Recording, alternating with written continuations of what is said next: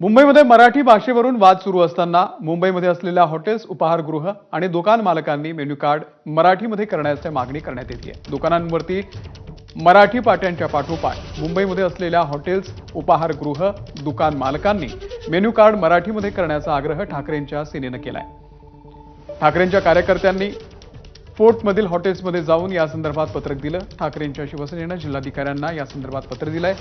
सर्व दुकानांची नावं मराठीमध्ये करण्यासंदर्भात पालिकेनं नियम केलेला आहे। त्यामुळे आता ठाकरेंच्या शिवसेनेच्या आग्रहानंतर मुंबईतल्या हॉटेल्समध्ये गेल्यानंतर आपल्या हातामध्ये मराठी मेन्यू कार्ड पडणार का हे पाहावं लागेल।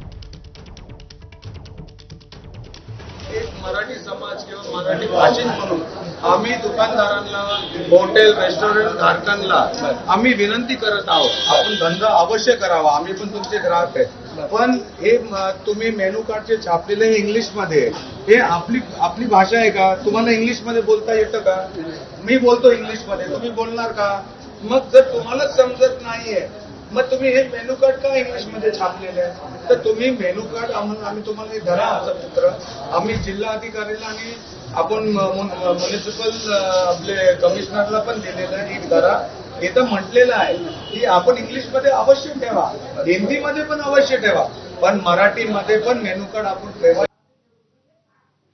तर मुंबईमध्ये राहणाऱ्या प्रत्येकाला मराठी भाषा येणं गरजेचं असल्याचं ठाकरेंच्या शिवसेनेचे आमदार महेश सावंत यांनी सांगितलंय। ही महाराष्ट्राची भूमी आहे, ही संतांची भूमी आहे, ही शूरवीरांची भूमी आहे। इकडनं ह्या महाराष्ट्रामधून मराठी राज्य सुरू झालंय आणि ते मराठी राज्यांचा कोणाला हेवी वाटत असेल, कुठल्या व्यक्तीला हेवा वाटत असेल, परंतु मराठी भाषा ही मराठी भाषा सगळ्या भाषेमध्ये प्रबळ भाषा आहे।